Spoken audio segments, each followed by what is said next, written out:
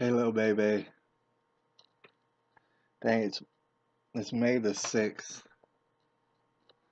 2016, and I've been called to make this letter to you. It's kind of an addition to the previous letter about why it is you will seek an older man. Alright? And all that's logical, it makes sense. However, I need to add on to it. Alright? As sort of a further caution towards the behavior, towards the idea of seeking out an older man, because that in itself is dangerous. It's been dangerous for a long time. It's been dangerous since the beginning of human existence, and it's even more so. It's at the peak of danger right now, and will only continue to grow more and more dangerous. Seeking out an older man. All right. Technically, before I start, you're supposed to be seeking out one man. You're not supposed to be out seeking out all sort of different men. All right, but all right, here, let me talk about some stuff with you real quick. You might not be aware of this, but as of right now, there's a fellow by the name of Africa Bambaataa. He's been called the godfather of hip hop. This guy was before my time. Right? I was never a fan of Africa Bambaataa. I really am not familiar with much of his music. I went and I looked up a couple songs, and I suppose I've heard him before in the background.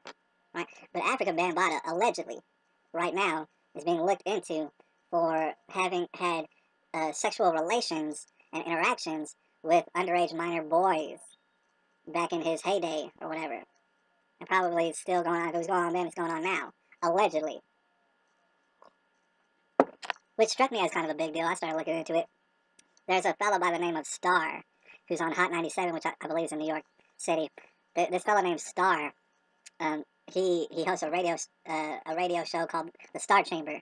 And he's really been digging his heels into this whole subject material. He was really quite offended, and he wants to get to the bottom of whether or not Africa Bambaataa had these sexual interactions with underage boys back in the day, because more and more of them keep seeming to pop up. Right? So he's really getting into it. He's wanting to know what people around Africa Bambaataa think and what they may or may not have seen. He's talked to quite a number of folks already, and I've checked out a lot of these videos. All right. In particular, he seems to take offense with another rapper by the name of KRS-One, who's even, dare I say, he's even more popular. Right? And he's what you would call a member of the Truther movement. Right? He's had a lot to say about Illuminati and globalist regimes. Right? In the past. However, just to get into it, Star was quite offended at the fact that KRS-One seems to not care at all. He made a statement as though he did not care at all whether or not Africa Bambaataa did in fact molest young boys back in the day. So Star has been interviewing a lot of people and stuff. I've been checking it out, and I commend his effort, because if this is so, I, like a lot of people, would like to see Africa Bambaataa put into prison at the very least, forever and ever. Alright, so I do commend his efforts. However, what I do have to point out is something that I find peculiar, I guess, and it's kind of what inspired this video, is that, from what I understand, Star of the Star Chamber is atheist. It's alright, you can do that, whatever. The other day I saw him talking with this one guy who was the bodyguard of Africa Bambaataa at one time, and he himself is a Muslim, which is quite alright, do what you do. And they were both offended, and they were both very angry, and they want to get justice against Africa Bambaataa if indeed Africa Bambaataa is a pedophile, and they both are leaning towards that. It seems to them that he is a pedophile. Right? And so, but what I found peculiar is this. The question that popped up in my head was this. Alright, Africa Bambaataa, he might be a homosexual and everything, right? But what exactly, because both these people are cool with it. I mean, if you're a homosexual, then that is what it is, do your thing. Alright, let live, let bygones be bygones. Alright, but however, when it comes to underage sex with these boys, they're not having it. And my question that pops in my head, and you might find it strange, is why is that? Why is it so wrong for these men to be having sex, or for Africa Bambaataa allegedly, to be having sex with the underage boys, alright, and having weird sexual encounters with them? Why is this wrong? Who said that it was wrong? Because, I mean, let's get for the fact that, yeah, there's a law against it, There are laws against it, but I'm really trying to get down to the nitty gritty as to why that is. Why is that? And it's something I touched upon in that earlier video, the video about why you should, or why you probably will seek an older man. Right? Why is it wrong for, say, like a 22-year-old African Bambaataa to be jerking off and having weird, awkward relations with these 13 and 14-year-old boys? Right? And when you compare that to, say, let's compare that 22-year-old man and 14-year-old boy. That's wrong. By law, there's a law against that. We can all agree that seems to be wrong. However, say if you have a 40-year-old man and he does the same exact thing to an 18-year-old boy, then in the eyes of the law, that isn't wrong, right? And anything goes. That's fair game. How come that doesn't seem to add up, does it? Right? Because when you talk to, say, like a 30-year-old man like me, go out and talk to a 30-year-old person and above, 40, 50 years old. Ask them about 18-year-olds. Most of them say, what do you think about 18-year-olds? And most 30-year-olds will tell you, well, they're just babies. They know nothing, right? They're completely and totally ignorant, most of them. Now, there's exceptions, sure. But speaking in generalities, most of these 18-year-olds out here know nothing. And the reason that these 30-year-olds can say this is because they, at one point, were 18 years old. They can think back and reference that and say, listen, when I was 18 years old, I knew nothing. Not at all. And society trained me up to know nothing. Right? Now that I'm 30 years old and I've been through some shit, I can tell you, these 18-year-olds are babies out here. However, the law itself, our laws right now, so it's all right if you're 30, 40, 50, 60 years old, you can go ahead and have relations with an 18-year-old boy or girl or whatever. That's all right. But however, if you're a 22 years old person and you're soliciting a 14 years old person, that somehow becomes an abomination. Now, don't get me wrong, I'm completely against a 22-year-old seeking out this 14-year-old boy. Completely against it. But the thing about it is what we're not recognizing is that in itself is an abomination. But at the same time, that 60 years old person seeking out an 18-year-old person, that also is an abomination. And it's completely legal here. Right? It's something to dwell on, something to think about. Right? Now, going on, I was watching this one guy, and he had a different channel. It's called Anxiety War. Pretty interesting fellow. He's one of those dudes who catches predators, sexual predators online, confronts them in person, gets all their documentation and gives it to the authorities so that they can be prosecuted. I commend this guy. He's a pretty good guy too. I was watching a few of his videos. Right? One of his videos that he had where he was answering frequently asked questions. He mentioned, and I took note of it, he mentioned that in his works, what he's noticed, and a good bit of advice for people is that you should not trust anyone because these child predators out here, they look just like everybody else.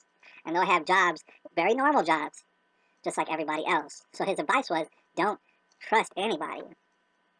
And I would say that's a pretty good bit of advice. Now, a lot of people might hear that and they might say, well, that's quite pessimistic. You got to be able to trust some people and stuff. You got to be able to love people and have friends and family, because if not, you're just going to die alone, shivering in a closet, hoping that you don't ever see nobody. Right? But see, you're taking it to kind of an extreme. That's not my sentiment. I don't believe that was Anxiety War's sentiment either. However, you have to be objective, right? You can't just give somebody every ounce of trust, because in the end, none of us really deserve that. And it's not very safe practices to be trusting anyone. And I want to go even further and say, to trust anyone, includes myself. Do not trust me. All right? You're supposed to love your mother and father, but do not trust them. You might have children you love, but technically you're not supposed to trust them. And what I mean by this is not that you're supposed to be paranoid of them. It's not supposed that you're supposed to secretly hate them in your mind, and that you're supposed to treat them like criminals. I'm not saying this. But I believe that Jesus said it best. I'm going to take it to a verse in the Bible real quick. I forget which one it is. It's out of the book of Mark. Mark was gassing up Jesus just like, everybody did. All of his apostles did back in that day, and you can't blame them because Jesus is the Son of God. And Jesus stopped Mark. He said this. This is Mark 10, chapter 10, verse 18. He said this. He said, why do you call me good? This is what Jesus said. Jesus, the one that everybody regards as perfect, the Son of God, he said, why? It's an important word. That's the key word. Why do you call me good? He didn't say that I'm not good. He said, why do you call me good? Jesus answered, no one is good except God alone. A lot of people have trouble really understanding what Jesus means when he says that. But that is dead on balls accurate. None of us are good. I'm not good. Your parents aren't good. Your teachers aren't good. You know what I'm saying? Your your favorite pet out there ain't good.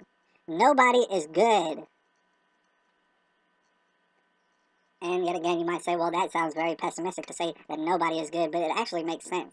That's actually a truism that you could take to the bank. Nobody is good except for God alone. What that means is that, all right, you look at every single person on earth objectively.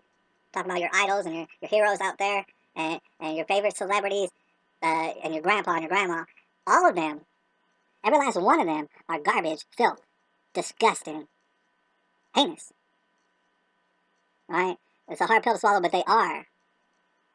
The only thing good about any of these people, any of them, including myself especially, is the parts of them that follow the commandments and the guidance of God, period. The end. That's the only thing that will ever be good about them. Alright? And so you'll find that certain people, they lend themselves almost, if not completely, to the guidance of God. And those people are considered holy. Some of them are considered saints. Some of them are considered righteous pastors of the flock.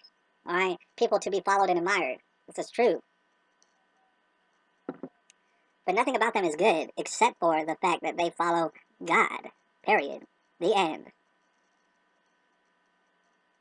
And that's what it means to not trust anybody. You should not trust anybody. You should trust God. Period. When you see someone follows God, go ahead and trust that part of them. When you see that there's people out there who do not follow God at all, go ahead and go ahead and just disregard them. Keep them in the back of your mind, but go ahead and put them out of your consciousness.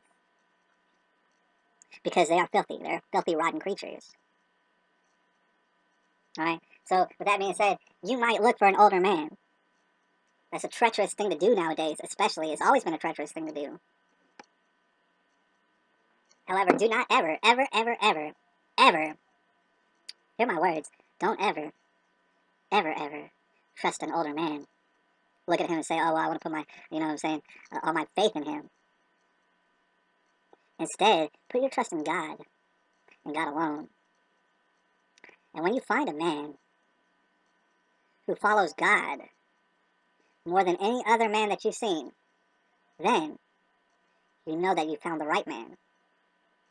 Alright? And I'll leave you with this.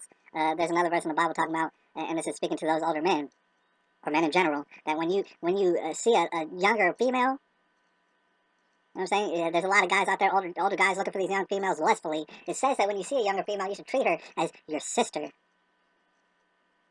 That's what God's telling you to do. He says when you see an older female, you should look at her and treat her as your mother. That's what God told you to do. So if you catch a man doing neither one of these things, guess what? God is not who he's thinking about. Alright, anyways, I'll holler at you later. I hope some of this made sense. This is May the 6th, 2016.